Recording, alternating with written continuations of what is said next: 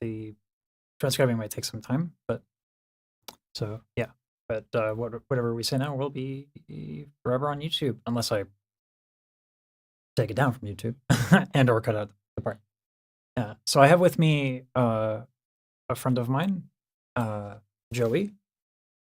You wanted to introduce yourself otherwise, you are more than welcome to.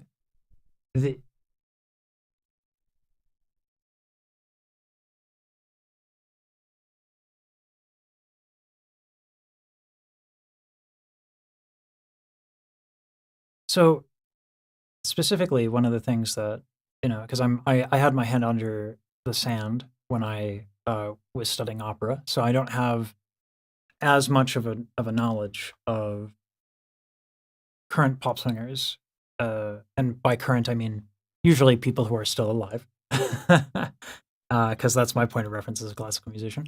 If they're alive, I mean, wow, that's modern. They made it, right?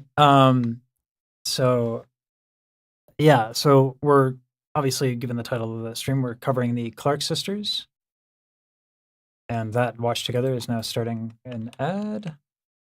What is going on now? Boop. There we go. All right. Yeah. So so we prepared a playlist of things to talk about, and so there's a bunch of Clark sister footage, and then there is some examples of people taking, I guess, people who you would consider pop musicians taking.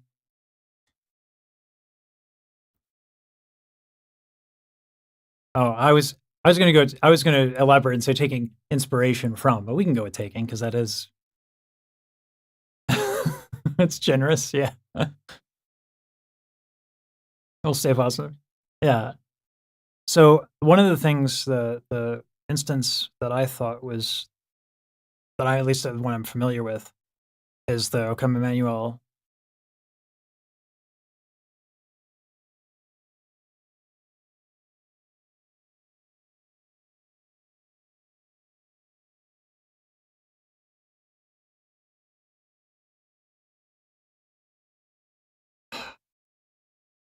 Their blend is so good.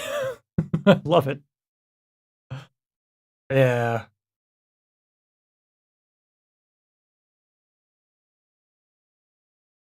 I know, right?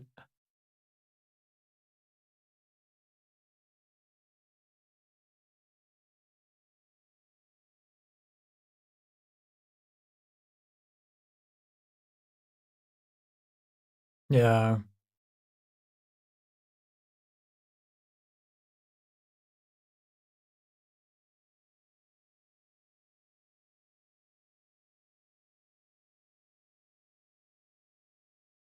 Landing right on that minor second there is so good. Also, I had no idea how low. That's not Twinkie, or is it? The one in the blonde hair? Sweet. Her low notes are nuts. Yeah. I'm pretty sure it's Twinkie.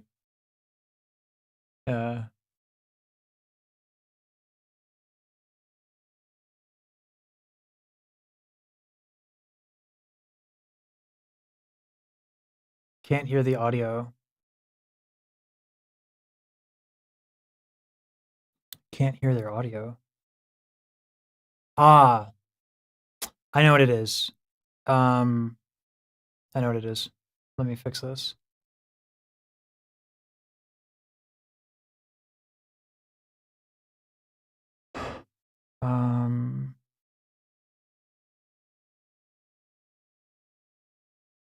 We might have to stop and restart the stream, because what it is well, actually, no, no, I don't think so. I changed the settings recently because of fucking course I did. Here we go. All right. Here we go. Okay, cool. You can hear me though, right, Nate? You should be able to. This is why. Fixed, probably. I changed my settings recently because I'm never done screwing around. I can never just leave things be.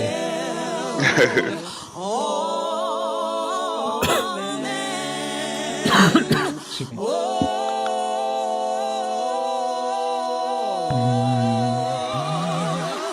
Oh, they don't even go to do. They don't go to 1.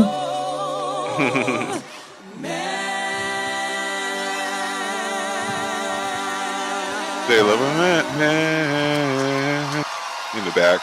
They love that one too. This is right. Yeah. So that should have fixed it, right, guys?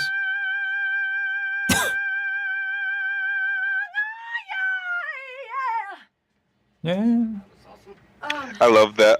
That's more being borrowed from probably Karen, obviously, but This that is 3-note convention, they love that, and they'll do that little.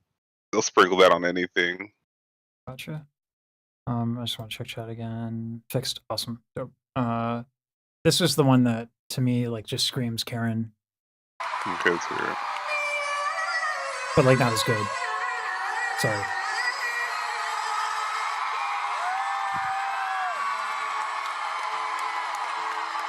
Yeah. I mean, like it's not bad. Obviously the audio is complete dog shit, so that's not doing her any favors. But it's just No, she went for it though. yeah. There's a certain tone quality that you get when you're like super, super relaxed and hyper efficient. Like it's like, did she do it? Yes. But why doesn't it sound as compelling? It's like she hit the notes, right? Her seasoning might not be right. It's the You tension. know, I it think could be that. I think it's the timing, and a lot of people forget to like the Clark sisters. See, this is what they were. It wasn't that they invented riffs, of course. though they'll have you believe that they're so good at that. But never mind that. It's that there was a bit of a sassiness and like they would take a 1 or 2 note inflection and just do a little triple little hey, and it's just that little sazz. Oh yeah, and it was like sassier. I would say hers was a timing thing, but she could probably get there if she practices. Yeah, it's funny to me that do you feel like you can get more specific on the timing and like elaborate, or you know me and I'm like qualifying? I would say so. With Karen was known to do what Demi's doing here, which is just go all over the place. There were pauses and breaks though. It wasn't just like a wall of notes, just evenly distributed. There would be little moments within the riff where Karen certainly sat on a note. So a little bit more elegantly phrased. Yeah, it's more elegantly. Oh, yeah. Like you know what I mean? Like little pauses. Like there was more sass. yeah. So it wasn't just and they do that sometimes too, but even when the quintessential example that comes to my mind is the where she does the sequence. It's like this crazy fucking sequence. I can't even get it. It's like I hear it in my fucking sleep. Like, and then she's like, we're on a dominant. We're on the 5 chord. Okay, let me cook. Yeah, the sisters, they knew their meter. I don't know how they do it, because it's like, to me, you would have to be a drummer to really understand it at that level. Me, when I'm singing, I can't stay on beat for anything, so I'm normally just 1 and 2 and note and 2 and Yeah. So that's like a secret skill they have that also needs to be studied. Yeah, that's what I'm trying to get into a little bit of that into detail, because I failed to. My dog's gotta go to the potty. This is bad timing. But this is let me put this on. This is the example that I was thinking about, where you have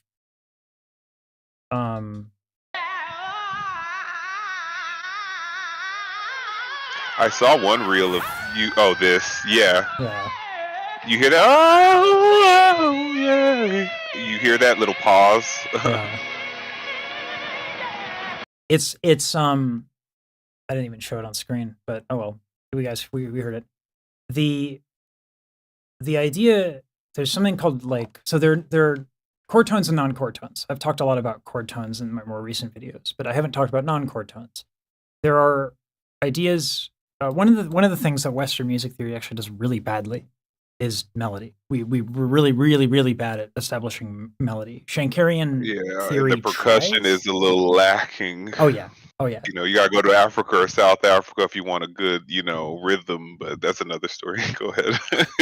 Actually, what's it? Art Tatum? I think it was Art Tatum tried to. He didn't try. He created his own system of music theory, Mhm. based specifically for jazz. And it's all based around like the sixth, like a sixth chord thing. It's a really interesting approach, but Indian music theory is really good at melody because it's basically what it is for. Whereas Western theory is almost entirely made of like how do we explain harmony. But this approach is like here, like she's so obviously in her own mind. This is what I don't get from Demi. When I'm listening to Demi, I don't think she has a chord progression in mind. When I listen to this, it's like this is a chord progression underneath her. Like all of these decisions are informed. They're on purpose. There's a depth of like I am doing this because like this is what is going on in my mind. There's a chord here. We're in sequential motion. Because we're in sequential motion, I'm going to take this pattern, and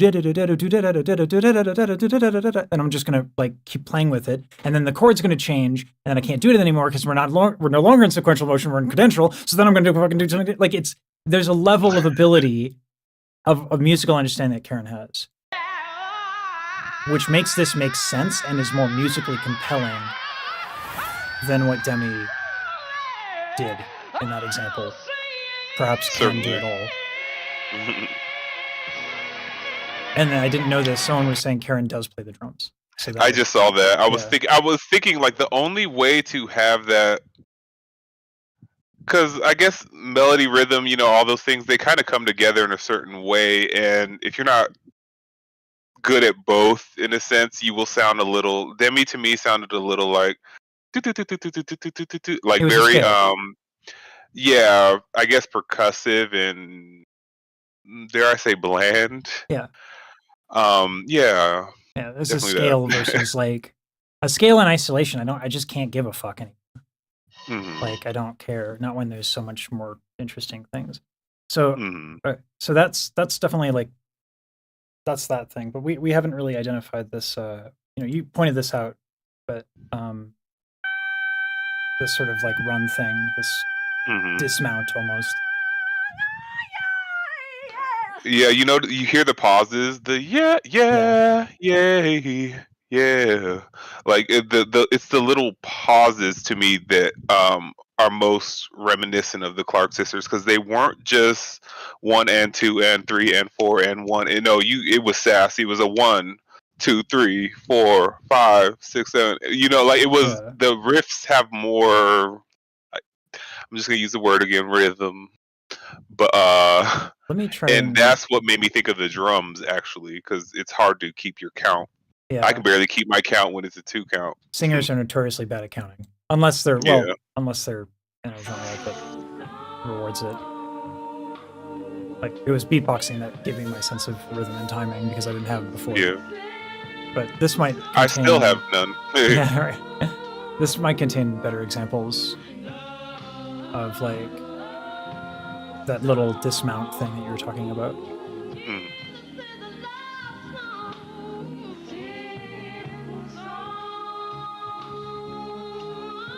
Also, thanks for the help, y'all. I appreciate that.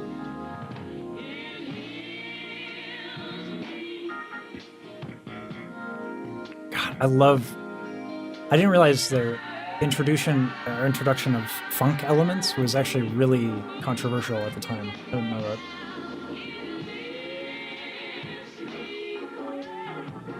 Like having that funk slap bass. Yeah. I just love the outfits. Yes. Reminds me of Pac-Man when you get the big dot and you gotta go eat them. Now let me stop. A bit more glamorous than the church attire that I had to wear when I was singing. Yeah. Yeah.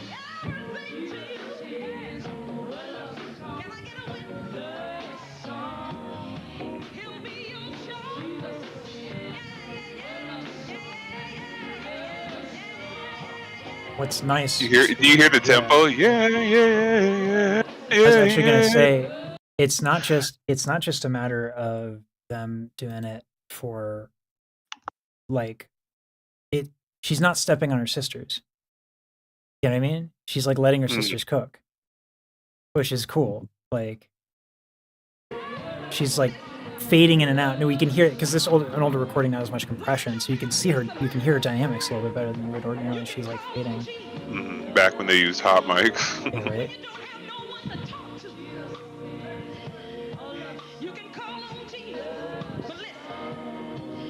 Sometimes you may feel comfortable talking with your mother or with a friend, a close friend of yours. But listen. I had to do a lot of audio editing to make this thing not suck. I think it's the old recording. You did good. I'll work out.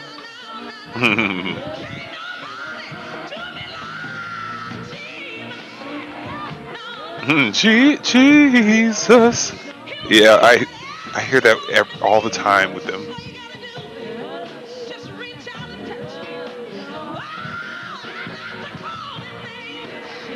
I love to call his name.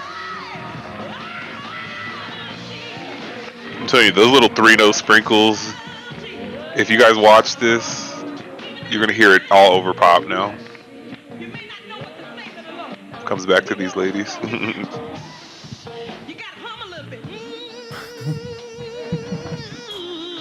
Ooh, okay. Hum a little bit. Just a little bit.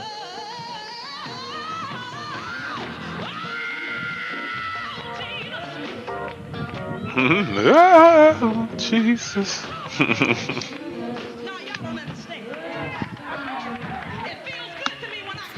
It's interesting. Like someone was telling me this when they were talking about like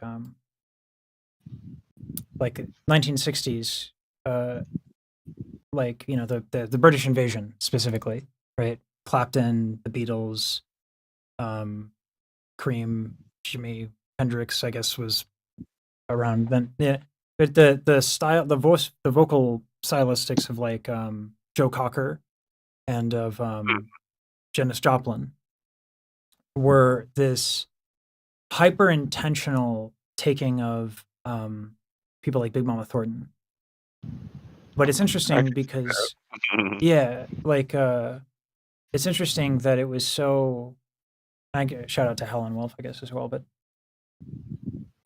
the intentionalness of that adopting of that thing is like when you're talking about that 3-note thing, I do hear it, but it's not like being thrown in as like I'm going to throw this in here. She's just kind of doing it. You know what I mean?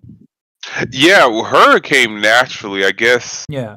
producers, caught on at some point, and they're like, "Wait, not everything has to be a sweet one note or just a little one note inflection, or so. Like you can add a bit of sass if you just put it in threes." Yeah, it becomes more predictable, I think, when it's adopted with that level of Mhm. intention. Yeah, that might be what's missing from Demi's version. No, I'm kidding. Well, But yeah, I hear what you mean. The intent, yeah. because like it's the difference between like because when I was talking about the run with that we showed with Karen doing the whole crazy shit, and it's like, okay, yes, there's intent, but it's not I intend to do this one thing. It's like I intend to do this when there's context. Like it's a decision tree, not I'm going to do this thing. Like when Janis Right. Joplin has like a vocal distortion, I don't think Big Mama Thornton was like I am doing this here. It's not as rigid and it's kind of similar. I think when I listen to You might get a spontaneous one. I mean, we're praising God. You never know, it might just come out. Yeah, you might just get one. This is Jesus. No, that we're talking about.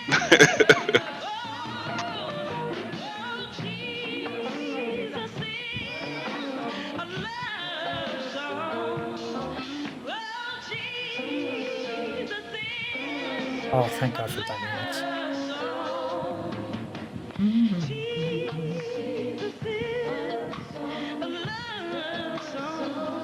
I love the nasalization is like I wonder if they wrote this or if this is like a cover, like who did Love Song, because I heard another singer in gospel sing this. So I'm like, I wonder if they wrote this. I think it's theirs, but I don't want to give credit where it's not necessarily due. So take a Same. I'm like, I'm not gonna be out here being ignorant.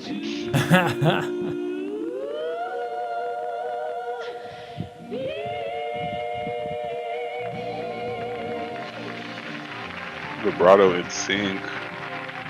That just happens when you sing together all the damn time. Like, Yeah, that's kind that of could what be we're one of trying the. to get at a little bit, Nate. Mm, Is like we're trying to discuss like this is commonplace, right?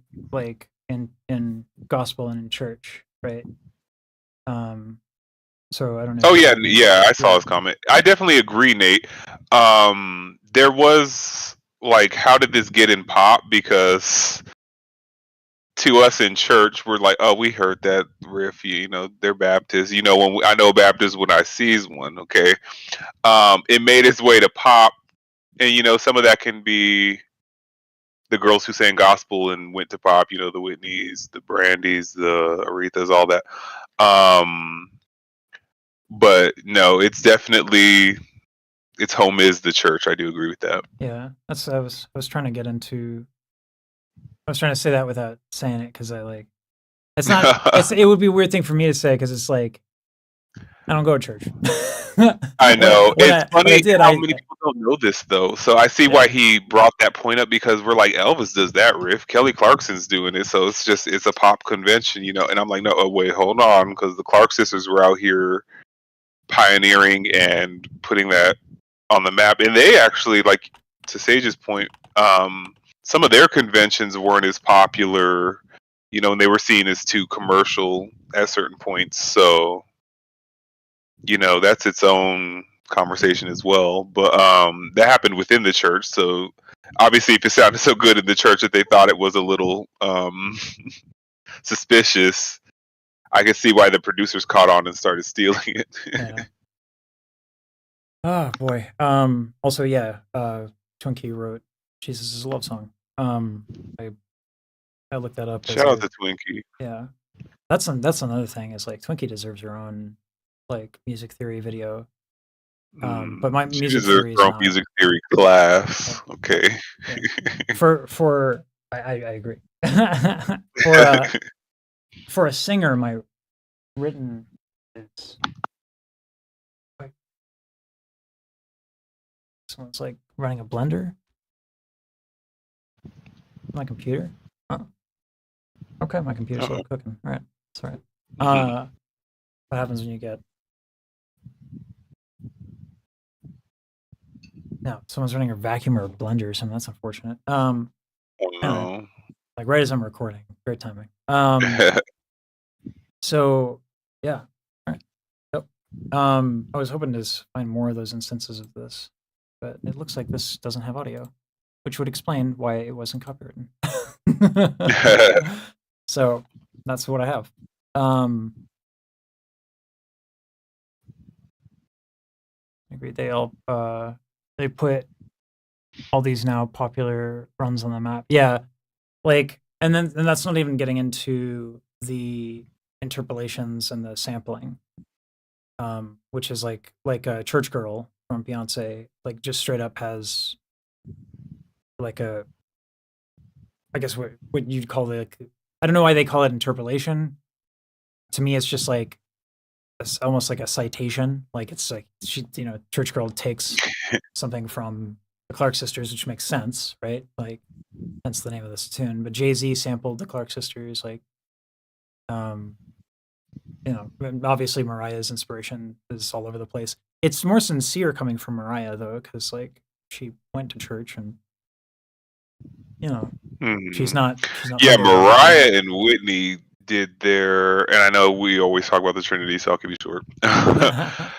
But that when I say they blackened our eye with some of these Baptist riffs, and it was a little bit of Aretha too, but it was inescapable after that, especially because they were like adding to them.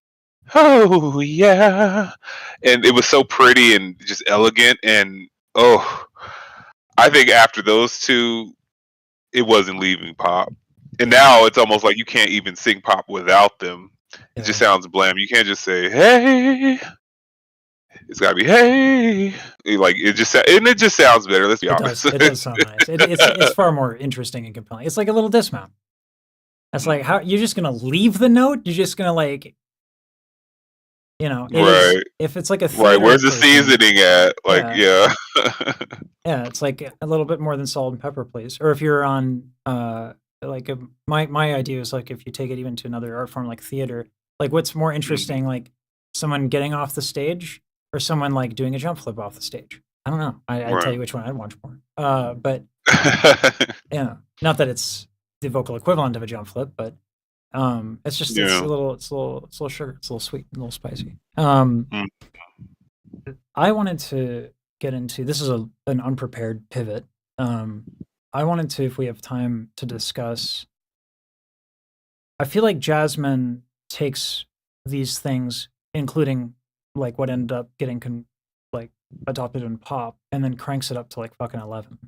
Jasmine Sullivan specifically. Oh, absolutely. I think like what she does. I mean, obviously she can do anything. Yeah, Jasmine is love her. Fucking crazy. She's like the singer. It's actually it's almost obnoxious. Like, I know I stop a lot when I do an analysis or when I do a react, but like with Jasmine, it's like literally every measure. You're like, oh, you don't even know. You don't even know what she's doing. I'm going to have a hard time explaining how deep this goes because it's like you won't know with Jasmine. It's so subtle and it's not broadcasted because it's so easy for her.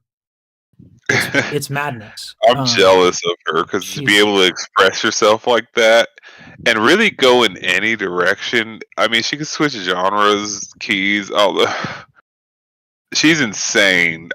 It's hard to even.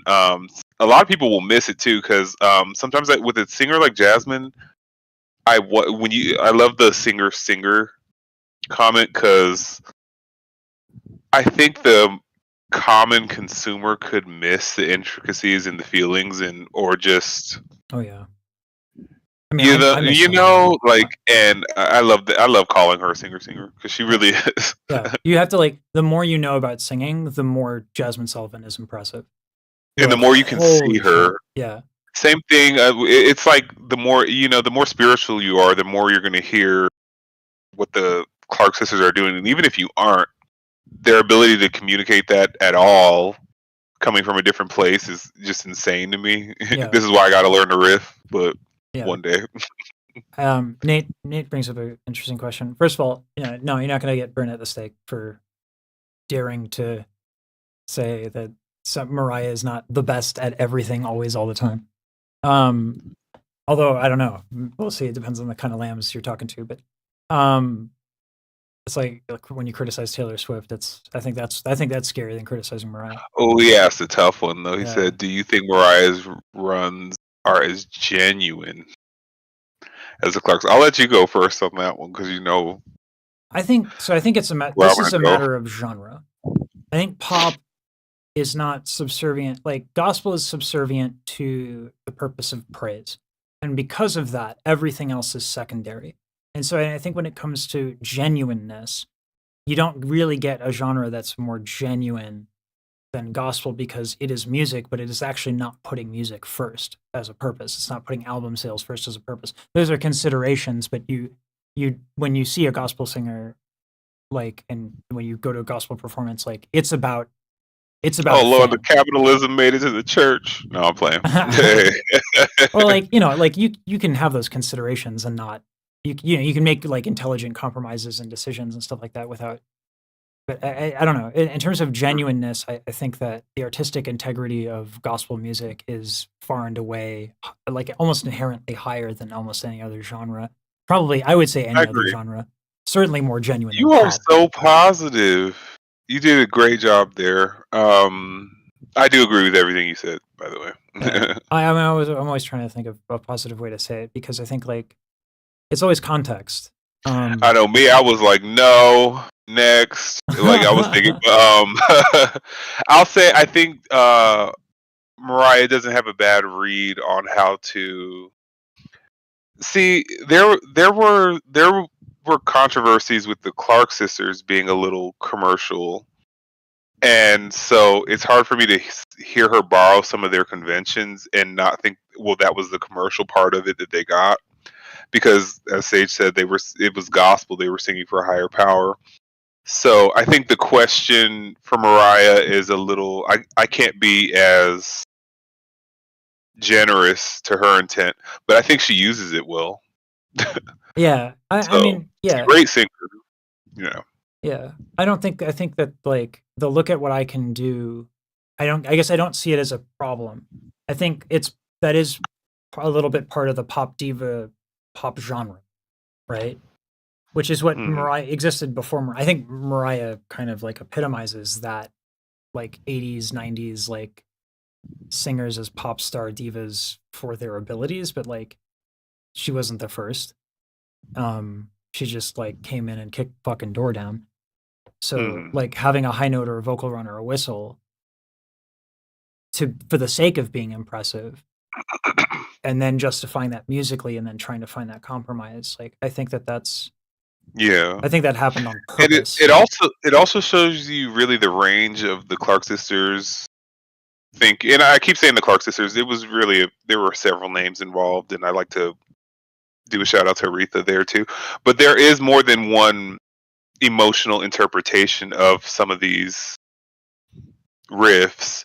So I could see, if you're not necessarily a spiritual person, you may align that with another powerful emotion that doesn't really involve praising God. Mm. So I guess there is more than one read on it, and that's probably what her fans think. But genuineness is hard to really nail down. Yeah. I guess a genre trope of that kind of pop. I would use the word trope. Hmm. Whereas like Yeah. is it a trope? Are you doing it because that's part of the formula, or are you doing it because that's what you feel compelled to do in the moment? And when I think of gospel music, like what we have here is a recording of, I even cut out 2 minutes of it, which was the actual like song. And then they're literally just repeating Jesus is a love song on the same Hmm. chord progression and just letting Karen cook. Like this is completely improvisatory and ad lib, right? So That's a great point, because yeah. I would say they ad libbed and improved far more than these pop artists. And it's funny when you actually try to get some of these pop artists to improv. It's clear that, like I keep using the word convention, it's clear that they're not so familiar with the convention. So it's like, oh well, then no, that riff was strategically placed in that song because the producer came in and you know came up with a bright idea. Yeah. And that's a good point, Nate. I like that a lot. That's I'm never impressed when someone does. Yeah, like I've heard like Juan Diego Flores, and I've heard a lot of crazy people do a lot of crazy notes real fast. Like it's hard for me when you've seen something before. It's hard to also like when you know how to when you sing well and you're singing freely and you're connecting your range, vocal agility shouldn't be difficult. And like as a fundamental concept. Speak for yourself. I'm Well, like kidding. it's I'm kidding. just yeah. I mean, I guess it's always been something that I've had an easier time with. So maybe I should, you know, it's Oh, like my the voice. one thing I have natural talent for. The one thing. It's not sounding good. It's not high notes. It's not musicianship. It's singing notes real fast in a short period of time. That's all I I'll ever did. blast the high note, Yeah, I but had to work my ass off for high notes. Like, oh, so I've I just was never. Yeah. screaming out the womb. Oh God, I fucking hate that. I've Makes me always so been a bitter. yeller, screamer, loud. Uh, I'm like a male Jennifer Hudson. I walked into Rossini. I just walked into. People thought I was a leggero tenor for like a long time because I could just do it. I couldn't do the high notes though, which is like kind of really fucking important for Rossini. But Oh, if they thought I was a zero, I would have quit. yeah, I'm oh like, I ain't God. doing all that. Not Yeah. me. Put me on Ah, something che loud. l'amore, la fiamma io sento Give me the nuova di Levinson. Give me Yeah, give me that. that Like shit. Give me the I don't Puccini. want the. Yeah. Yeah. Every leggero, every like light lyric, every Baroque singer comes to terms with the fact that they're not appropriate for Puccini or Verdi. They don't. Yeah. Yeah, they come to they make do in their genre. Make do. They make do. But yeah, it's such a good. Almost like I want to take notes, although I'll just have an LLM summarize this section specifically. Man, fucking, I love large language models. They make so much things easier. But like for my ADHD unorganized ass, the idea that like I want to qualify like why it's such a good question. The genuineness, like why? Because it doesn't just go to ability, and I also Yeah, I don't love that think. question. Yeah, I don't think. I think that there's the genre, there's trope, and I don't want to frame like if you want to do a run because that's commercially compelling and people like that trope, I don't think that that's a bad thing. It just is. Whereas I think that if you want your runs, because I love fucking I'm a high note whore. Sometimes a high note for high note's sake. I love that shit too. But obviously, it's always nice when a high note comes from the fucking soul. You know, it's always better. But sometimes the ones from the soul don't, go up to high F, right? You know what's interesting about this, because you probably have a more agile voice than me. I'm more of like a rangy, belty screamer or whatever. It's interesting hearing these points and feeling the opposite, but I wonder how much of that relates to like your own personal voice and what is difficult like relative to us. Because when I hear the riffs and stuff, I'm thinking like, oh, like, oh, that, and maybe it's because I'm not so great at it. I don't know.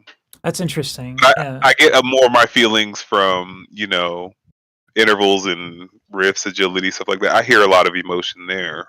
That's really interesting. When I hear a high note, I'm like, okay, well, I can scream a high note, so it's like maybe that's their party trick. I guess anything can be a party trick, though, when you think about it, right? Yeah, that's what I mean. I guess like there's a lot to be said about imposing your own feelings and sentiments on a thing, as opposed to like we're talking about like from the context of an artist, but there's a lot to be said about like how we interpret someone. I know, because I hear like, oh, who's that guy? Okay, if anyone sees this and you're a fan, don't come for me. That Benson Boone guy, please stay. And I'm like, I don't feel it. And people love that song, so I'm like, maybe the rangy stuff just hits their heart different than it hits mine. Maybe. I don't know. To me, that sounded like Nirvana. Like, hey, wait. Yeah.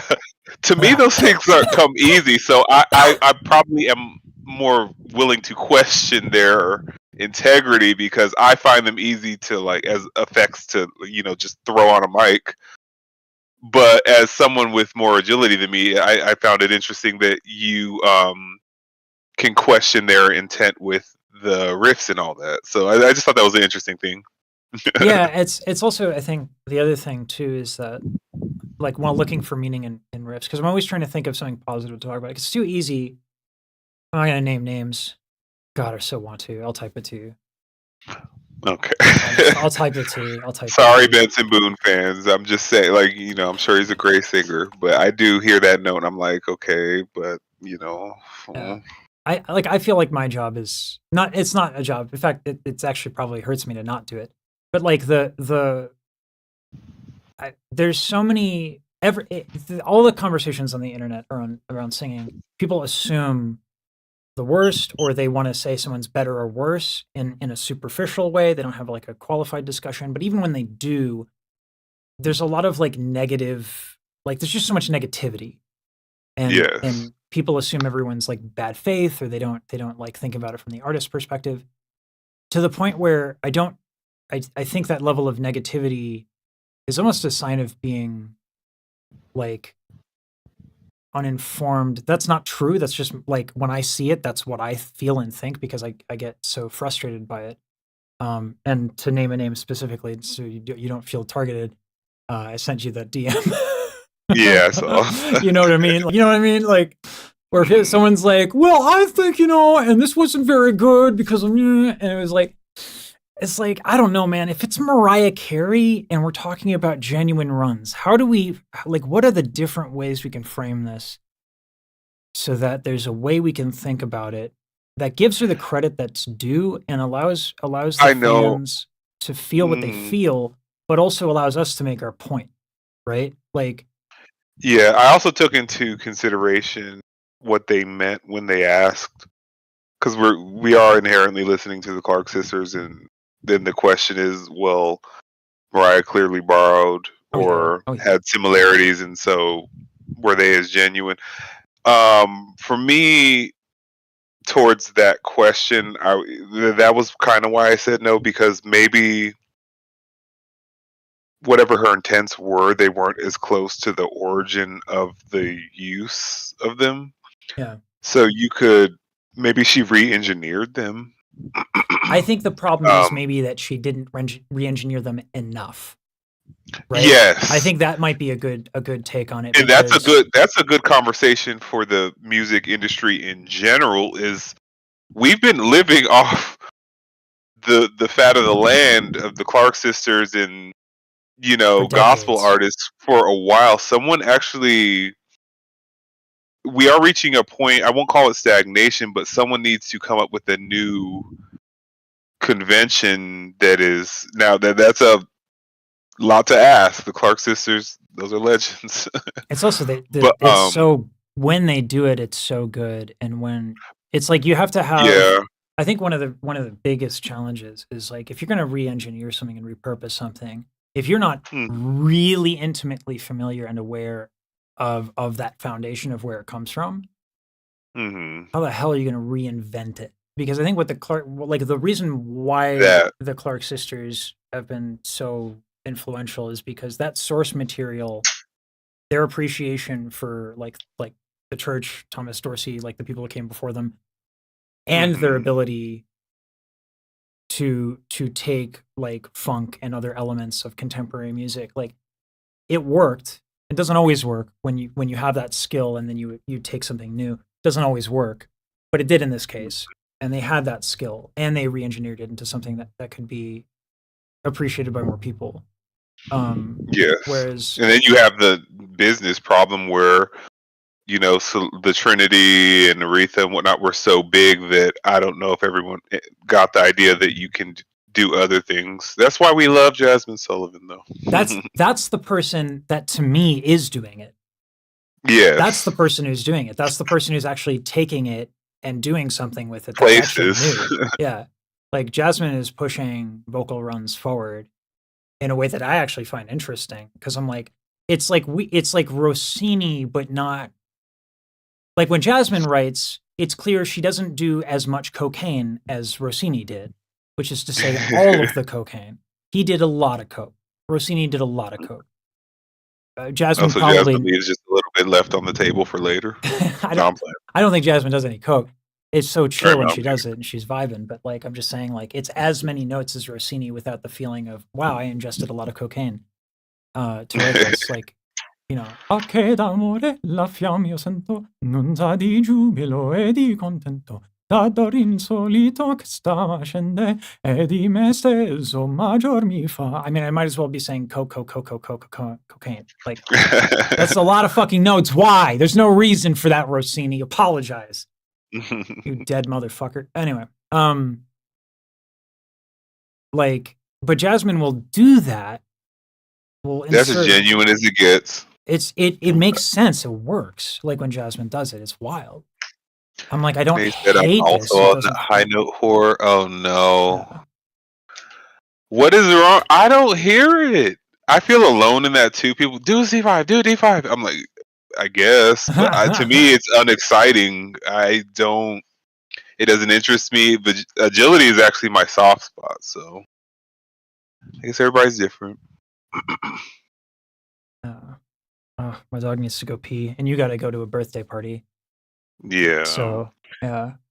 All right, that'll Okay, be I'll it. try to enjoy it. Maybe I'll be back and you'll still be on, or we could pick up where we left off on another stream. Yeah, for sure. Yeah, I wouldn't mind getting into like a part two where we actually bring up Jasmine clips and we bring up Mariah clips and we further elaborate on this because I think this is an interesting thing that if we put a button on it, we could actually come up with some clips and some interesting and compelling It's a points. great topic, like Yeah, genuineness, and then I was gonna say, in addition, that's could be a whole other segment, related to belts, because now we're talking about agility and riffs and runs and tempo, melody, and whatnot. Yeah. But I didn't know I was the only one critical of belts. A lot of, we can get someone else. It makes sense. It makes sense. Like I can do some steel manning for it. It's really hard because like I just love the shit out of high notes. I don't know what to tell you. Like I don't know what to tell you. I listen to, and specifically from singers, because I hear like I do emotions on the piano, but like dum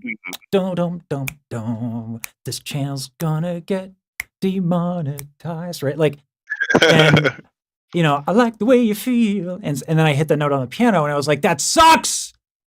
That's terrible.